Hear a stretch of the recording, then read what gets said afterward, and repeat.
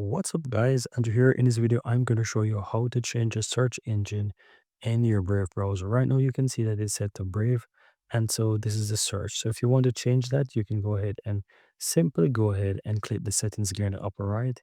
Then from here you want to go ahead and click where it says search. Here you will see that it shows Google and Brave, and if I wanted to use, for example, Bing, I can go ahead and just select Bing, uncheck everything else, and that's it. You don't even have to click on save or anything. You just go ahead and check it out. So that's it. So this is how you can easily go ahead and change the search engine in Brave. And as you can see right here, refresh and search is being right there. So that's it. This is how you can easily do it. So you can easily go ahead and once you open up a new tab, click the gear in the upper right, and here you will find the search here, and you can always change it to whatever you want. So that's pretty much all that you have to do, guys. Very easy and very simple.